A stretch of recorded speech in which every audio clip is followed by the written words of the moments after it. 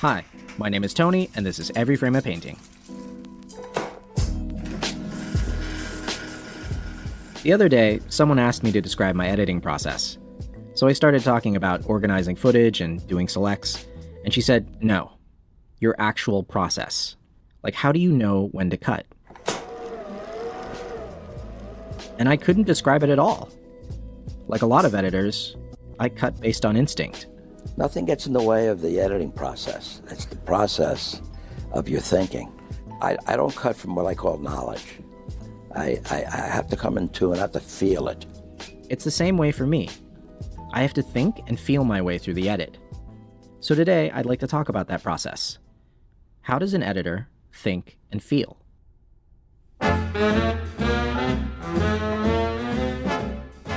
The first thing you need to know is that editing is all about the eyes.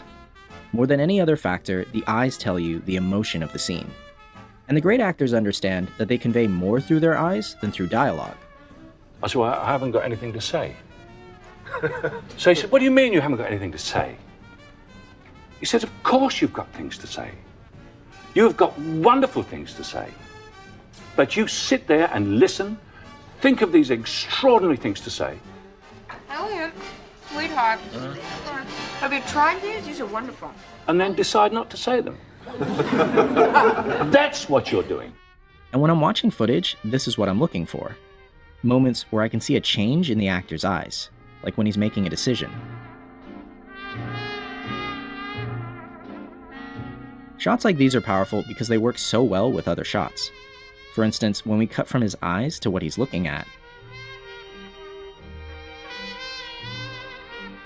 it tells us, without words, what he's thinking. The next concept was really hard for me to learn. Emotions take time. When we watch people on screen, we feel a connection to them. And that's because we have time to watch their faces before they speak.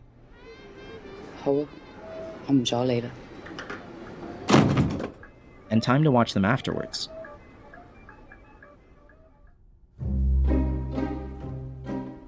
Editors have to decide, how much time do I give this emotion? So let's try an exercise. Look at this shot. What do you feel while watching this?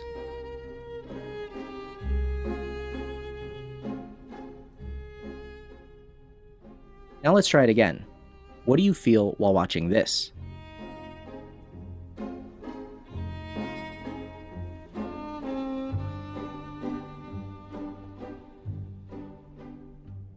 Was it a different emotion?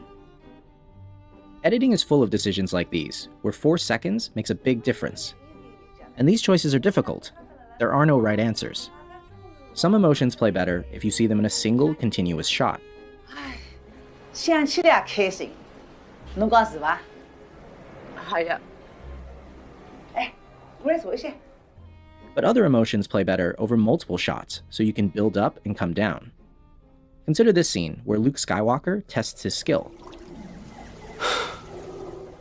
To make this simpler, let's just focus on how long each shot is held for. Notice that as we build, each shot gets shorter and shorter towards the climax.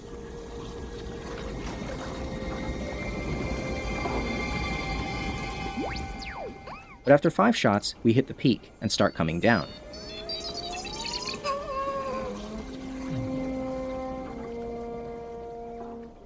Not only are the shots getting longer again, they're actually held for longer than they were the first time. And this whole sequence spends about 15 seconds going up, but twice that amount coming down, so that we, the audience, have time to feel Luke's failure. I can't. It's too big. But what happens if you shorten this timing? Let's take a look at a very similar scene, done more recently. See if you can feel the difference.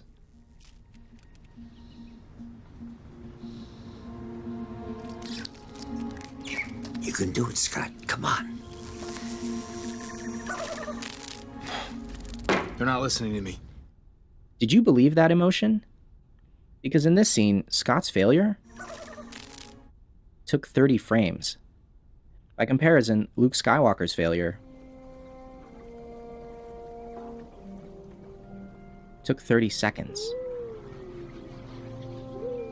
People aren't machines. We need time to feel the emotion. And if the movie doesn't give it to us, we don't believe it. And I'm finding in movies recently that I've seen a lot of things I don't believe. I think people are sticking stuff out there and asking you to believe it, but they're not making you believe it. And making it believable is really hard. Let Red go. Because timing is not a conscious process. You're just responding to the fact that every shot has a natural rhythm.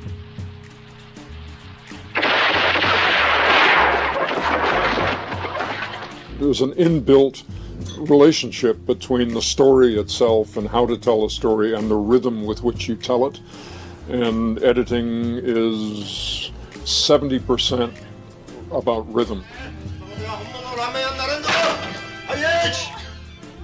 Sometimes the rhythm is obvious, like when the actor is doing something really physical.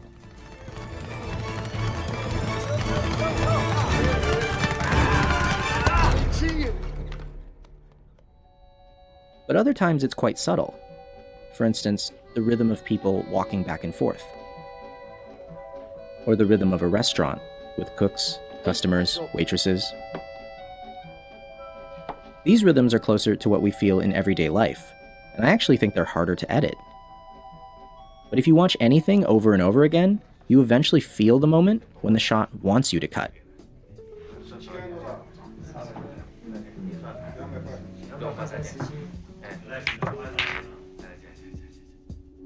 Classical Hollywood editing is all about cutting with the rhythm. And this is what we mean when we say that editing is invisible. The cut happens so naturally. Is there anything else you'd like to know about me? That you don't notice it. Would you like to go over to my room? But you don't always have to be invisible. Some emotions play better if you cut in a jarring way, like if someone is agitated.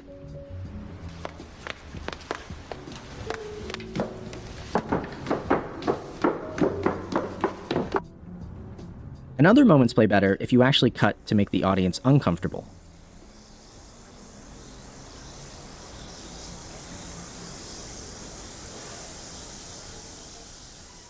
One of the things Marty's always encouraged us to do is to sometimes hold just a little bit too long.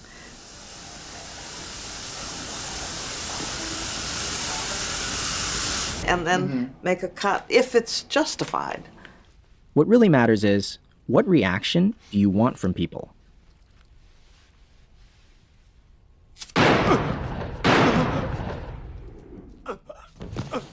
Because sometimes you can only get that with an unusual cut. And that brings me to my last point. If editing is so instinctive, how do you learn it? I only know one way. Practice. And editing is very similar to dance in that way. You can explain the rudiments of dance, but to really learn how to dance, you have to dance. You have to cut. And as you cut, you'll develop a sense of rhythm and emotion that's unique to you. I've been doing it for 10 years, and I'm still not there. But whenever I'm frustrated by an edit, I think about something Michael Kahn said. The beautiful thing about editing is, I guess maybe writers feel that way, I see all that film up there, it doesn't matter. I'm doing one piece at a time. One scene at a time, one cut at a time. When there's a lot of film, I just do one thing at a time. So take it one shot at a time. Because if you watch any image, Do it again. you'll see it has an emotion and a rhythm.